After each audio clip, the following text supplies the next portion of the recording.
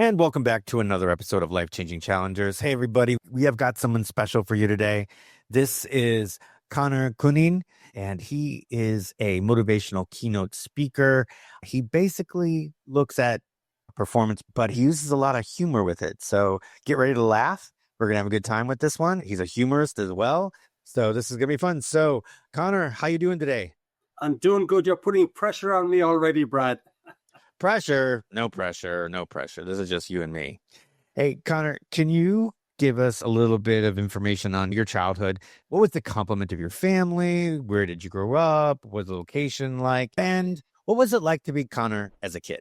I grew up in a small little town in County Cork. Cork is on the south coast of Ireland. The town I grew up in is Middleton, which is where Irish distillers distill their wonderful brand of Middleton Irish whiskey, Redbreast whiskey, Paddy, Jameson, etc. My dad was the doctor in that town, and in those days, the distillery would not have had its own medical staff or anything like that. So my dad was the local doctor for the distillery, and I remember him a few times getting a phone call and saying, "Doc, you got to come down to the distillery." So that was Middleton. I also do remember, actually, in those days, Middleton and the distillery were on its last legs. This was at a time when Irish whiskey had a poor brand image and there wasn't a lot of distilling being done there. But when we were very young, me and a couple of friends would be running around the distillery, just getting underneath the security gate, and an aged security guard would be chasing after us and using words like, "Come back here, you little effer, you Cunneen. I tell your dad on you," kind of thing. So that was growing up in the Middleton County, the Cork. 3 brothers, 1 sister. And when I left there at 18, I just went to Cork University College, Cork, and then discovered the big bad world. I had a good fun time when I was growing up.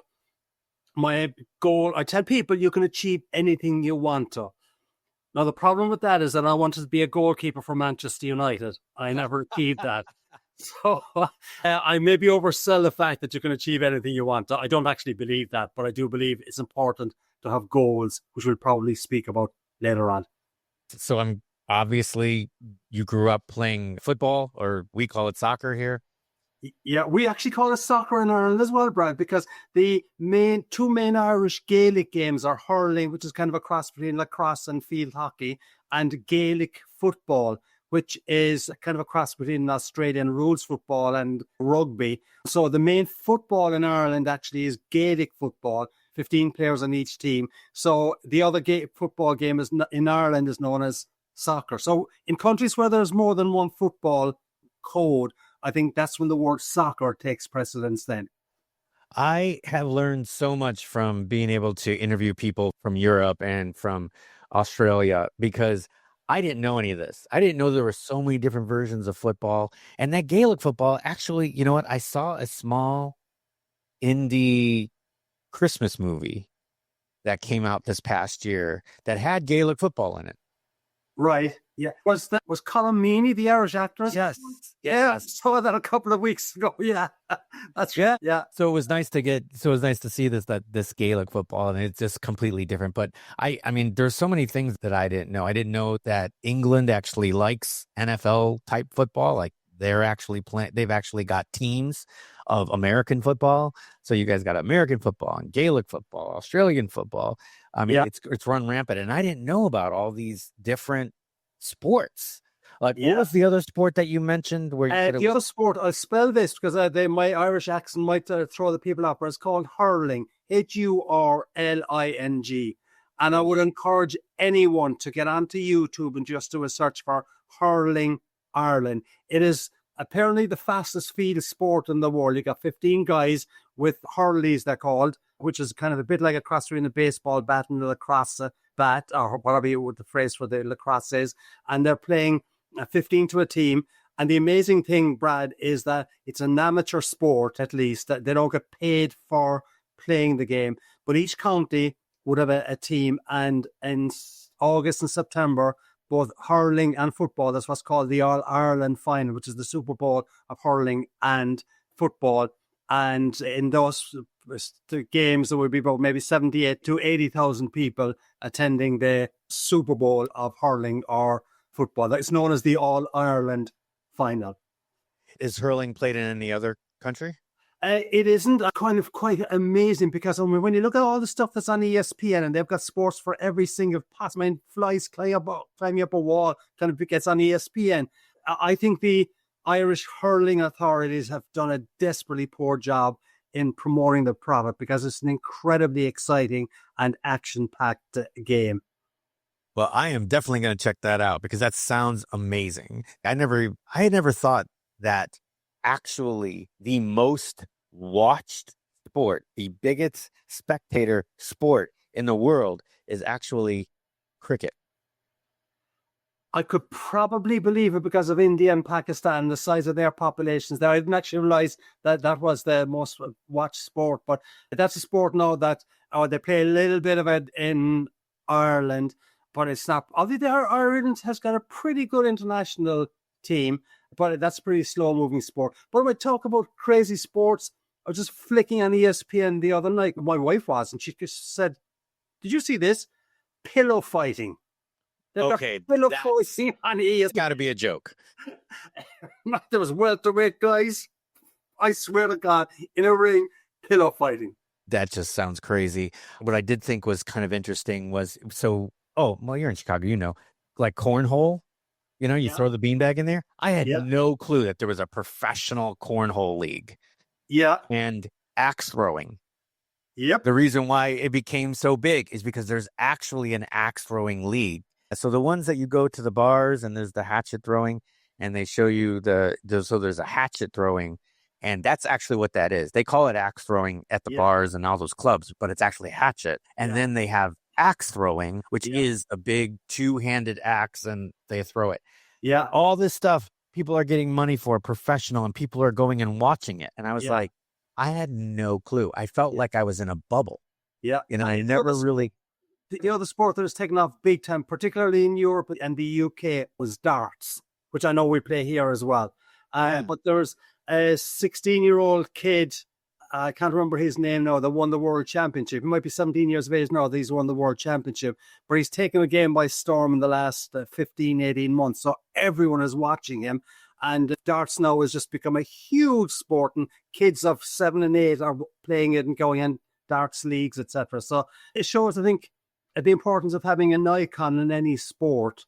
And if you can get someone that really is good and kind of grabs people's attention, it builds sport. I mean, Michael Jordan is probably the best example of that. He exploded the NBA.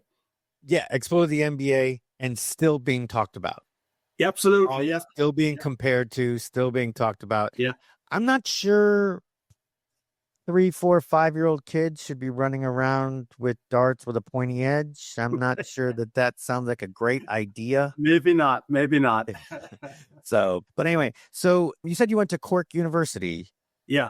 Or is it the University of Cork? Or? University College Cork is known as UCC. So I did a commerce degree there, just basically a business degree. Didn't really have any idea what I wanted to do. And when I left college, I met my darling wife in college. That was the best thing that happened. When I left college, the only time I ever moved positions for money was when I left college. I was kind of going to go down the accounting route, which is the normal route for people coming out of business. But Murphy's Irish Stout, which is a competitor of Guinness, were looking for brand managers. And a friend of mine said to me, he said, Conor, Murphy's are looking for brand managers. I'm going to apply for it. And they had 3 positions. And I said to Greg, I still remember this now. I pitch myself now as being a marketing, having a good knowledge of marketing at least. Right. I said to Greg, what's a brand manager? I swear to God. But that course did not include marketing at all in those days. But I got into Murphy's because they offered me more money than the accounting firm that had offered me a position.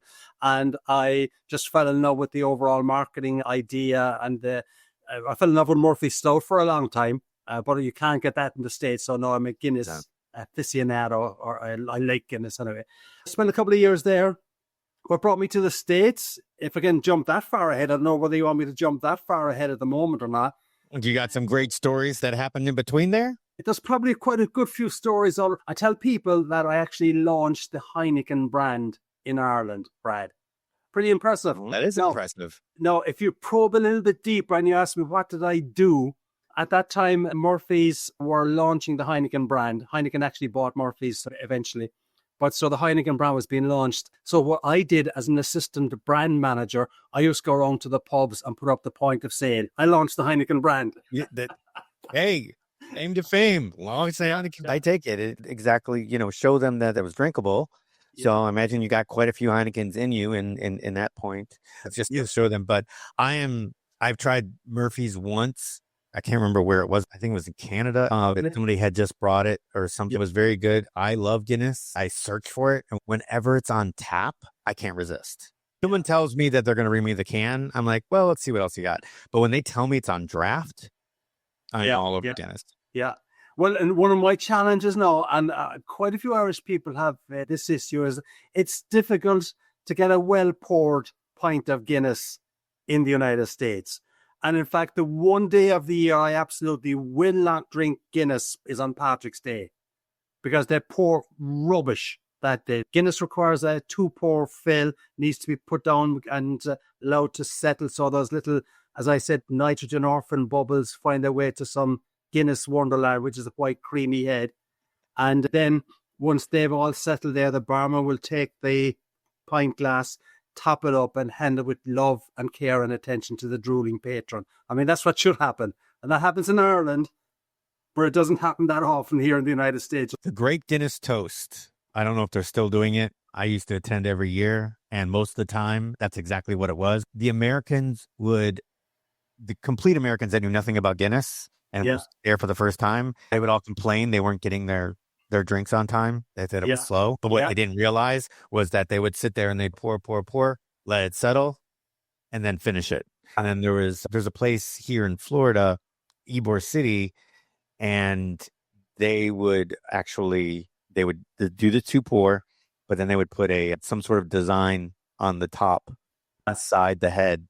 That was, they do something. Either they would put like the branding of the bar or the Guinness logo or something. It was pretty cool. Yeah. No, it's an amazing brand. And actually is another brand, I think, that has revitalized pretty dramatically in the last 10, 12 years as well. I think it was in Ireland in particular, when I was growing up, it was seen as an old person's drink. Now it's the most popular drink, as I understand it, amongst the Gen Z age group again. So you can rebrand if you put the right kind of efforts into it. Jameson is one of the fastest growing whiskies in the world. The Irish whiskey is one of the fastest growing sections in the whole world at this stage. And 25 years ago, people would have said, nah, not going to happen. Oh, yeah. No. Out here, several of the big radio stations out here, there was one year where they all went to Ireland. Yeah. And they all got the tour of the Jameson factory. Yeah. And they would put them up, and they of course they went to the pubs and the whole bit, and they talked about Guinness as well. But then they all talked about having this great tour of the Jameson factory, walking out with bottles of Jameson and stuff. And I think there's one, where is it? But there's a Jameson restaurant, Wilmette. I think it's in Wilmette. There is, and I know the one you're talking about, all right. I'm having a blank on where it actually was. Right. But there was I don't know I don't think it was owned by Jameson. No. But I think they got the licensing right, because the font and the logo was the Jameson, was actually the Jameson whiskey logo. And yes, I got a Jameson while I was there, because I felt like it would have been sacrilegious if I didn't. So no, I think we have a lot of Irish culture. I don't know. In lack of a better term, I'd say a lot of Irish appropriation. Out there. That's probably true. But then again, like, depending which authority you look at, either between 30 and 40 million people living in the United States have got some Irish heritage or Irish blood in them. So it's a huge part of the US culture, obviously. And because now we're kind of in a total global world. I mean, American culture has come into Ireland, Irish culture has come into the UK, Australia, and the United States, etc. So it's a never-ending change, I think. Okay, so just to get some of these questions answered, and I'm sure that I'm only going to ask them because I don't know, and I'm thinking that some of the people will ask you as well. And then we're going to get back to your story. First of all, kilts, are they both Irish and Scottish, or are they basically Scottish? Any Irishman who claims that Great. in front of that, no, it's really a Scottish thing. Years and years ago, before trousers, pants were invented, but kilt is primarily a Scottish thing. Okay. And that basically says the same thing for bagpipes. The main pipe in Ireland, or the most traditional Irish pipe, is what's called the Uilleann pipe, Uilleann. And the way that is played is that they get the music by squeezing the bag underneath the arm. Bagpipes are very much associated with Scotland, but most of the Irish large bands here use bagpipes as well. So the Uilleann pipe is the more traditional one. And if you ever want to see really good musicians playing the Uilleann pipe, you might be familiar with the Chieftains. They were an Irish folk music band, and they used to have a couple of very good Uilleann pipe players, Chieftains. If someone wants to go onto YouTube after checking hurling, they can go to the Chieftains. Yeah, no, the Chieftains are great. No, it's great. But there's a lot of string instruments though that are associated with Ireland, right? The harp is the main one, and that's really the only one I think will really be associated with Ireland. And the harp, actually, Brad, is the Irish national icon. So on all of the government livery and stationery, the harp appears. And the interesting thing is, green is not the national colour of Ireland. It's actually blue. Now, don't ask me why. I'm not sure. I suppose I should check it sometime. But the official government colour is blue. Wow. Yeah. There is something that we all need to learn because, of course, St. Patrick's Day, we're, in the whole bit, and people wear green thinking, and then people are like, oh, well, you're not Irish, so you shouldn't wear green. And I'm like, this has become a national holiday. And I think that it celebrates Ireland. And again, like you said, we've all got a little piece of Ireland in us somewhere. But yeah, that's great. All right. So we've taken care of some of those questions that I know a lot of people have, but are afraid to ask a real Irishman. So this is good. We're moving on here. So you're with Murphy's, and then you came to the United States. What was the idea behind it? Did Murphy's actually send you here? Well, no, I left Murphy's after a couple of years and had a couple of different corporate moves. And eventually I ended up with a company called Best Foods, who were taken over by Unilever. You'd be familiar with the brands I was responsible for were primarily Hellmann's mayonnaise and Knorr soups and sauces in the European market, Ireland. They transferred me over to look after the UK business for a couple of years. And then I was asked to go to the United States.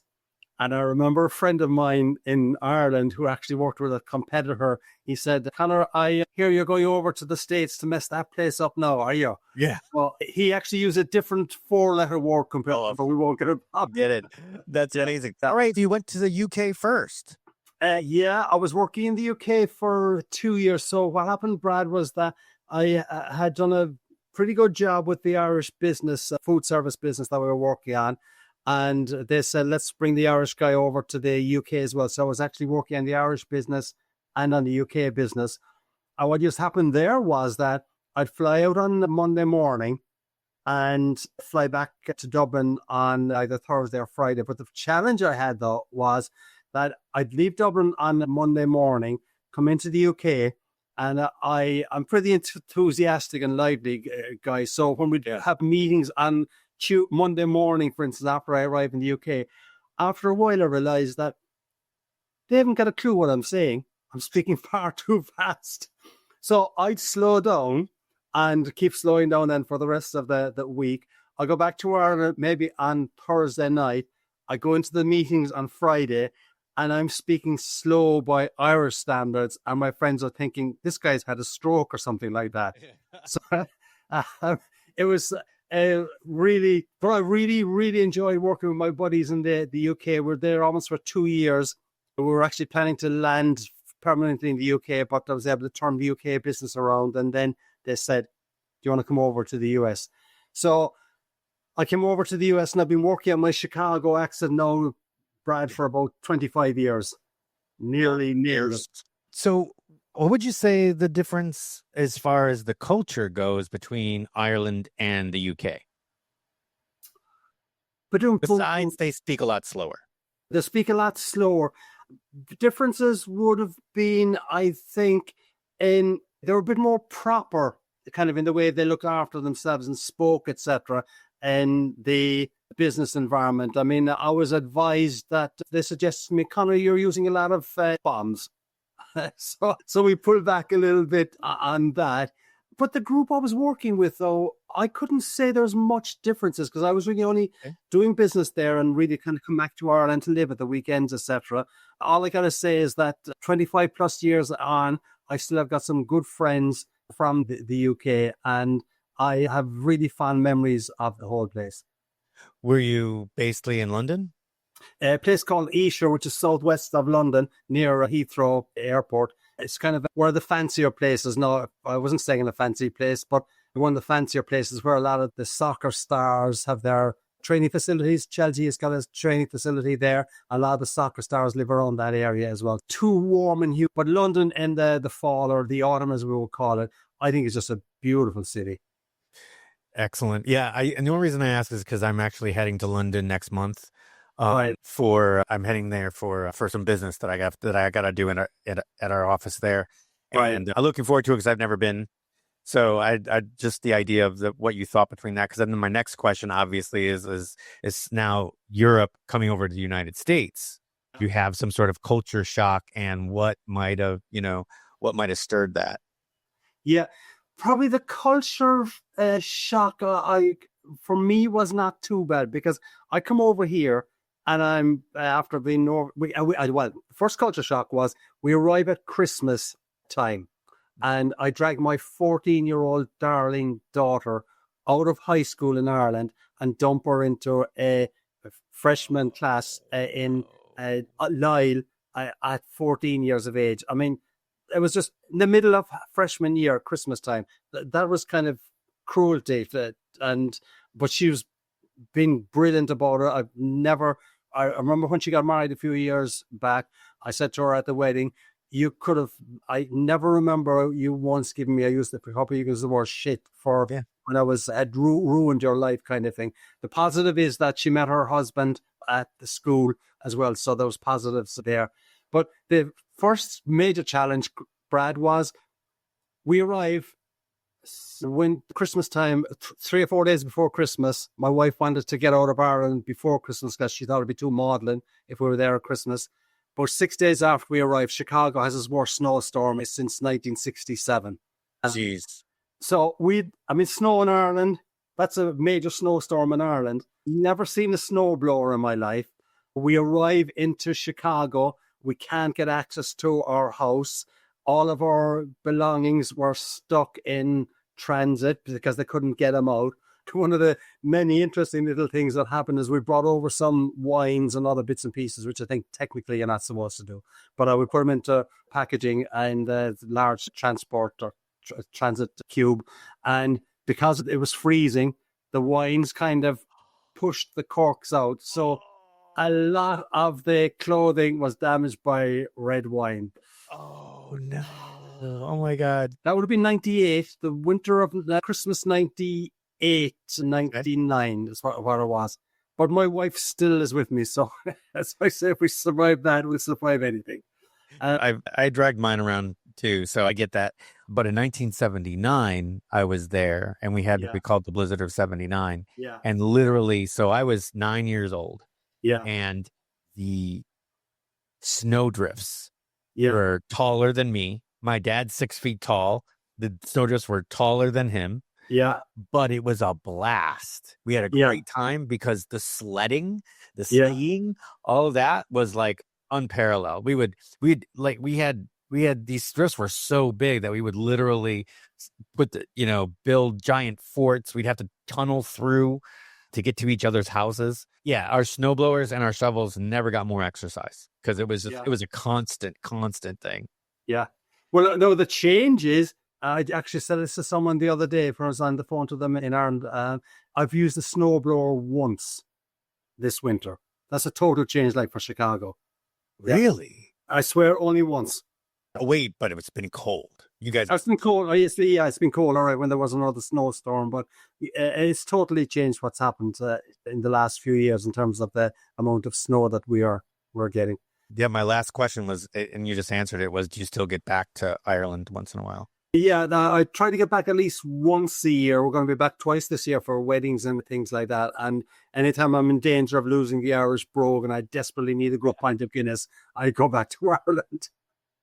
Oh, okay. So wait, there's another thing, that myth. I don't know if it's a myth or if it's the truth. You can tell us, but we understand that Guinness here doesn't taste the same as it does in Ireland, and then the alcohol content is a little bit higher in Ireland. Is that true? I'll take the alcohol content first. My understanding is the alcohol content is 4.2% here and in Ireland. And the reason why it doesn't taste as good here as it does in Ireland is because you're not in Ireland. If we can actually follow that logic. Because when we used to we're living in Ireland, we go to France pretty often for vacation. And you'd be buying $3 bottles of wine, red wine, and it was magic. So you buy a case of it, bring it back to Ireland, and then we're drinking the $3 bottle of wine in our back garden, and it's rubbish. It tastes awful. But my belief is that so much of your perception is based on your environment and experiences, and I think Guinness here, if it's poured well, it tastes good. But the challenge is a lot of the time it's not poured well, and it's just something that I think Guinness could be more active on here in the US. That's my perception, but it's easy for one person to talk about a corporate brand. Yeah, no, but that's good to know, because all of us, we're under this myth that, it tastes different, it's supposed to be better and blah, blah, blah. But I get what you're saying. And I'm right there with you. So, Portillo's. Yeah. Yeah. Portillo's is a Chicago mainstay. I mean, if you want a good beef sandwich, there's Portillo's. Now, don't get me wrong. There's plenty of mom and pop shops out there that are much better than Portillo's. Yeah. But if you know that you want a decent beef sandwich, you can go to Portillo's and you can get one. We've got two here in Tampa, and it isn't the same. It's what the excuse is the water. Yeah. I'll tell you an interesting one. When I was in Orlando about 2 years ago, we were driving near Universal Studios somewhere. There was a backup a mile long that didn't make any sense to me. I took to the outside lane. I was able to avoid the backup because people were obviously in a line for something. You know what they were in the line for? It was the opening of the first White Castle in Orlando, in Florida. Yes. And people were lying for 24 hours for this magic. Another Chicago mainstay, and another Chicago chain that was built there, bred there, and made popular there. And here it is coming into Florida, and people are lined up out the door to get to it. That Portillo's I was telling you about, during lunch, you can't get in. You have to plan. You either got to be there at 11 o'clock or know that you're not going to eat till 2. Right. Yeah. So, but that's Chicago. All right. So let's run back here real quick. And so you get back here to Chicago, and you brought your whole family. Everybody's running. Unfortunately, you're stuck in a snowstorm when you get here, and you start to lay out. And then you were working. And who were you working for when you got here? I was okay. We called me Unilever because I took over the Unilever. Right. So I was the VP of marketing for their food service business, and we were responsible for selling product and services into restaurants, hotels, hospitality institutions, that kind of thing. So it was a pretty good business, and I really enjoyed it because my boss, when I came over first, he was an Italian American with the wonderful name of Mike Bevilacqua out of New York. He made Robert De Niro sound like a choir boy. So being an F-bomb dropping Irish guy myself, I felt really at home with this kind of a guy.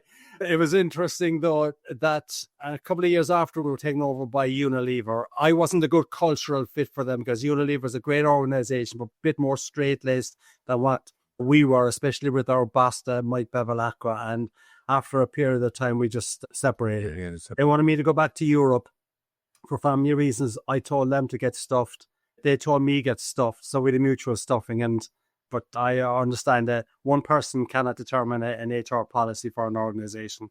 So left them, and I started doing some consulting initially on the food service area. Was being asked to speak at conferences. Was being asked to come back and speak at conferences. And at the time I left, I went to an outplacement company for a couple of months where they were kind of giving you advice now to your resume and what your future was, etc. I decided I didn't want to do that. I just wanted to do my own thing. But what I did do when I was at the outplacement company was I saw what job search and unemployment, which I use very, very carefully to spend a few minutes' time, does to people's psyche. And I said to the outplacement company, I'll do a lunch and learn someday on staying sane and productive in job search. I did that thinking it was going to be a once off. They said, Conor, will you do it again next week and the week after? And since then, I've done a lot of work with people in job search. It's not an income stream of mine. I've written a book on the topic, which is this one here, another staying sane, motivated, and productive in job search. And that really allowed me to hone my motivational messages and made me realize that, hey, I've got some kind of content that does help people, whether they're in job search or whether they're in job. So after a little while, I morphed into Irishman Speaks. And today the brand is Irishman Speaks. And the mission is to improve people, performance, and productivity with a smile. Improve people, performance, and productivity with a smile. I love that. That's exactly what we're here. This is exactly what Life-Changing Challenges is. It's, I usually speak on people that have a major adversity in their life somewhere down the line, an obstacle, a disease, tragedy in their life, something, and then how they've overcome it with doing stuff that are unorthodox. Obviously your whole life's been unorthodox, so this makes it a lot easier, especially since you said you went to business and then all of a sudden you found yourself marketing, and then where you bounced around. I think that's fantastic. It makes for great stories, but that's what we need. And especially in jobs right now where people feel stuck. Not everybody is made for making their own business. Not everybody's about being an entrepreneur, which is what goes crazy all over the internet today, right? Yeah. Everything is, be your own boss, you become entrepreneur, but not everybody is made for that. Yeah, that's true. Yeah, you got to have the entrepreneurial spirit. You got to find the right idea, and then you got to be able to survive for a couple of years. Because quite honestly, job satisfaction couldn't get anything better. But the revenue stream can be all over the place. I mean, COVID, the week when the country closed down, I got about 18 phone calls from event planners saying, Conor, we're cancelling. We're not doing it. We'll have to rebook you some other time. 2009, 10, 11 kind of thing, when the other depression happened. Boy, that was pretty difficult as well. So you've got to have mental resilience. I think in my business as well, you need a physical resilience, but you also have to have some financial resilience so that when things are a little bit difficult, you can keep on keeping on. I get that, and I went through the same exact thing. So, that I'm an endurance coach. At the time, I had a roster of like 32 people. It was only because I had taken on that many people because I worked on contract as an IT contractor. And right around COVID, I had just signed a new contract and they took it from me. And so I just started picking up more people. And then all of a sudden they were like, well, we really can't meet. So I can't go to the gym. But I'm like, that's the greatest thing about endurance sports is everything's done outside. But the pools were limited. They were just scared. And then of course people were losing income. So of course they weren't the first thing that's going to go is their endurance coach, right? Absolutely. Same with it bringing in the speakers and things like that. The positive of the COVID, though, for someone like me, it did actually allow me to develop, I think, good skill set on webinars and Zoom, etc. So I now can do training and speaking via Zoom or Teams to organizations. I was doing a little bit of it, but this has opened up totally new avenues for me. Okay, so let's talk about your advice on job performance and people that are feeling stuck in their jobs, which is what I think is going on right now and has been going on for a while. It's not the fact that there's not jobs out there. We're at a 4.1 unemployment rate. And if you look at all the job boards, there's a plethora of jobs out there. But the people that are already in their jobs and they feel like, well, I have to take this job because I need money. What are some of the tricks, trades, techniques that you talk about to help people either move on or stay in their job and get more fulfilled? Right. I've been in that once or twice, or had bosses that were like something out of a horror movie or something like that. But here's where I start with organizations, Brad, is that I say that most leaders cannot improve their employees' net worth. But almost all leaders can improve employees' self-worth. Hmm. Okay. So, I mean, unless you're Elon Musk, you're not going to be able to improve your employees' net worth anyway significantly. But every single one who's watching or listening to this can improve their colleagues' self-worth. And if you do that, you're going to be more productive. And what I try to do is I provide some good concepts, which we can speak about, as to how anyone can improve their employees, their colleagues, their subordinates' self-worth, so that they can improve their productivity and performance, and do it with a smile as well. Excellent. You want to go into some of the techniques? Yeah. The core keynote I do is based around the Gift of GAB. And GAB, Brad, is an acronym for goals, attitude, and behavior. Goals, attitude, and behavior. I like The idea here is that if you can adapt the concepts we're going to speak about, you will be able to create a different work environment. But you got to be intentional about doing it. I think people will say to me, Conor, that's really good content. I love it. And I say, all right, you've got good content. You've got good ideas now.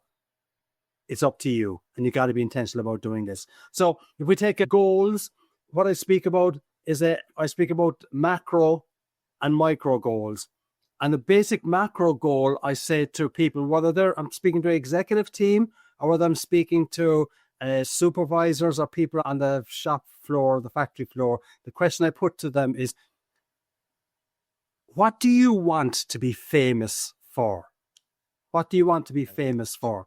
Now, I don't mean famous like Lady Gaga or Kardashians or something like that. I mean, what do you want to be famous for with your work colleagues?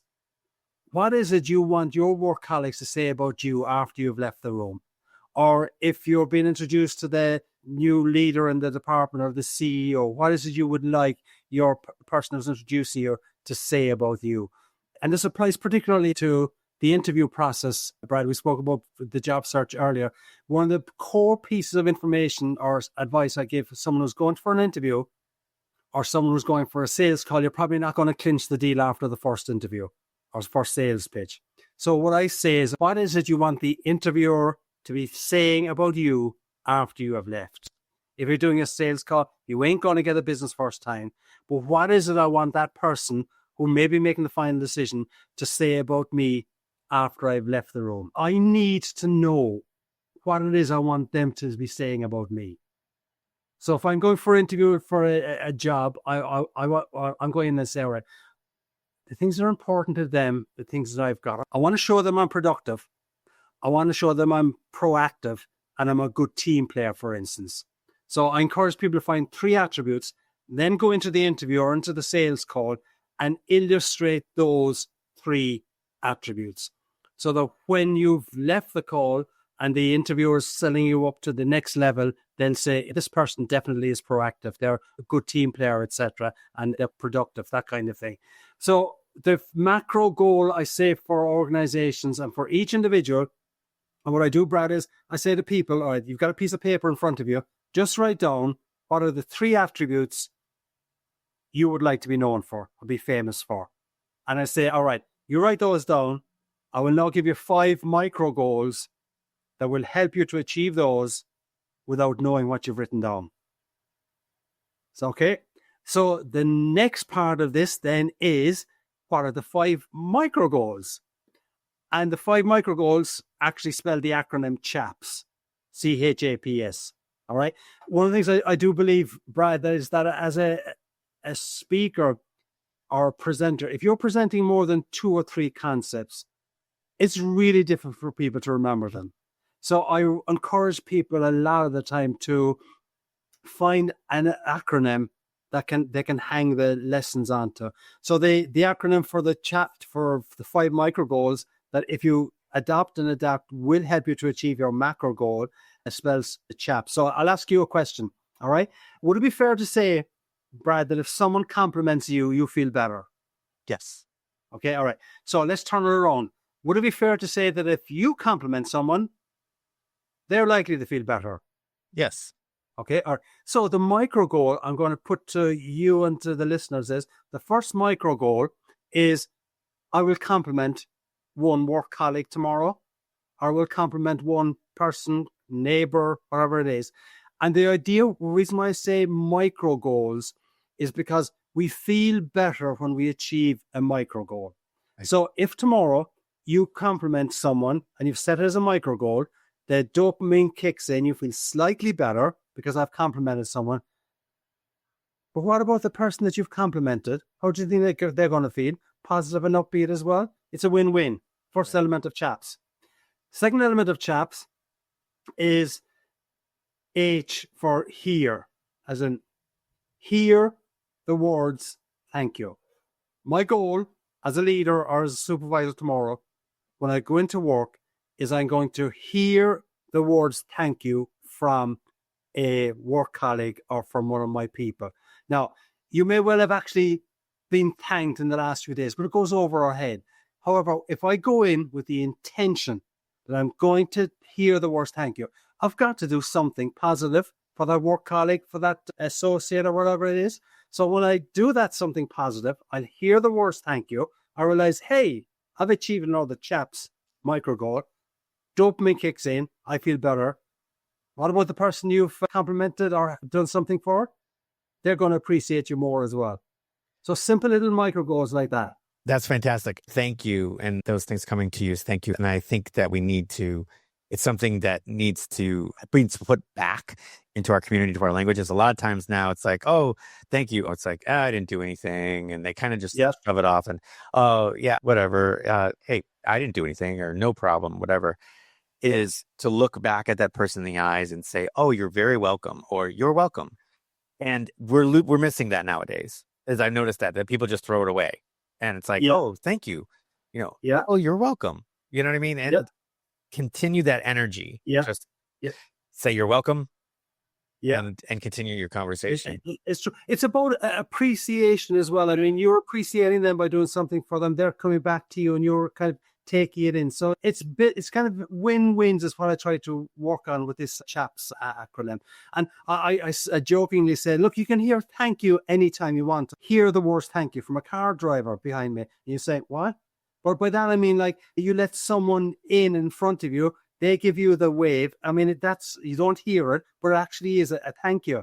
And then what I say, Brad, is that the next time someone wants to be let in front of you, tell them, go away, I've already achieved my micro goal for the day. Do you do that often?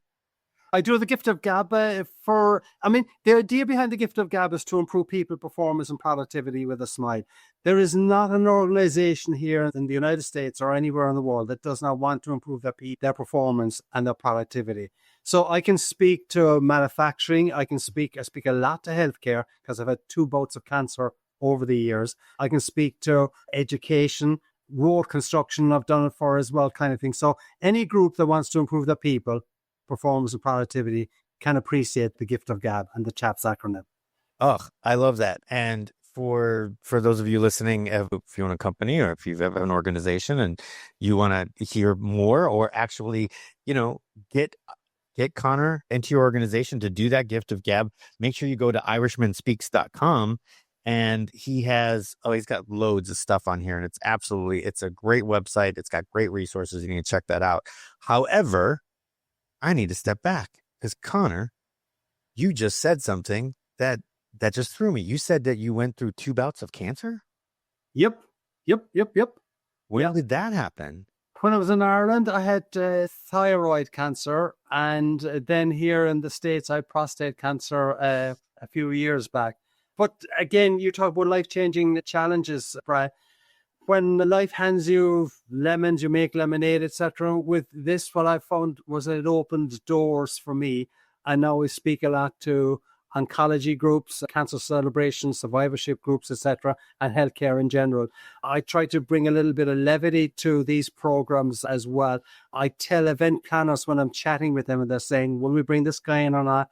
I tell them that I've had the thyroid whipped out and the prostate whipped out. So having had a thyroidectomy and a prostatectomy, I now have an Irish condition known as there's not much left of me. Well, you and the rest of my family, and unfortunately I haven't hit that yet, but my whole family, I think we should have numerous stakes in the Synthroid drug. And you should be able to join us. I'm sure that you've either been on Synthroid or a portion of it for as many years as you had. Yeah. Yep. My whole family, I don't know what it is. They've all had, most of the women in my family had this issue with the thyroid, and we should have like owned most of the company by now. I think that 98.4% of people in the United States are on a version of it. But I'll tell you an interesting one. I was on Synthroid, or a brand. I think it might be Synthroid, might be the brand. I've just taken a generic now, obviously.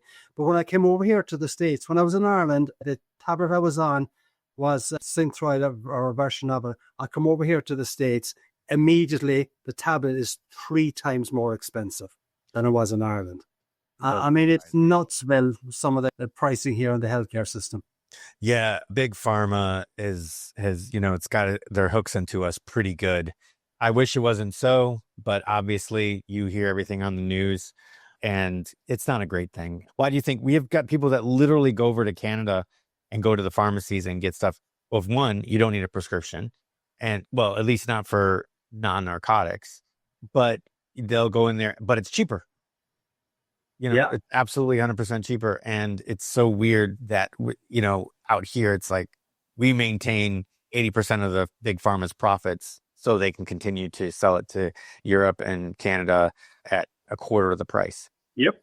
But hopefully one of these days our government or somebody will be able to, take care of. But, right now, as long as it's available and insurance companies are at least taking care of a part of it, there's not really a lot that we can do. And the demand stays high. Why does the demand stay high? Because we're paying for it and we continue to pay for it until it gets to the point where we're not paying for it anymore. And there's more competition in the marketplace. Big pharma is going to win every time. Yeah. And I mean, the lobbying levels that big pharma are able to push into effect in Washington, etc. It's so difficult for this to ever change, I think. So yeah, I am really, really excited about, I want to learn more. I want to see you more. We need to dig into some of your videos. And I definitely tell everybody out there, he's got a ton of videos on his site, and you have a YouTube site, correct? I have a YouTube site, which is Irishman Speaks, all one word. If they just key in Irishman Speaks, Conor Cunneen, it'll take as well, where I put out a lot of my material. And virtually everything we've spoken about here appears in some kind of format or some little clip from a keynote that I would have done on my YouTube channel. Excellent. So I'm going to make sure that all of the links to social media, to YouTube, to his site, irishmanspeaks.com, again, irishmanspeaks.com, and make sure that you've got all that. He's got videos. He's got a blog on there. There's some information on keynotes and workshops and stuff coming up. You can get his meeting planner and get on his schedule and get him out to either your organization or your business. If you happen to be watching this on YouTube, I'd really appreciate it. Go ahead and hit that subscribe, hit that notification bell so you always know when another episode is dropping. If you're listening on Apple or Spotify or some other podcast directory, really appreciate it if you give us a review. And I don't even care if it's a bad review, because any information that I get, any kind of feedback, it just helps me evolve the podcast that much further. Had a great time on this. I learned a lot, and I really appreciate it. Thank you again. It's been a pleasure, Brad. It's been a pleasure. Oh, well, I'm sorry. Just in case you're feeling homesick.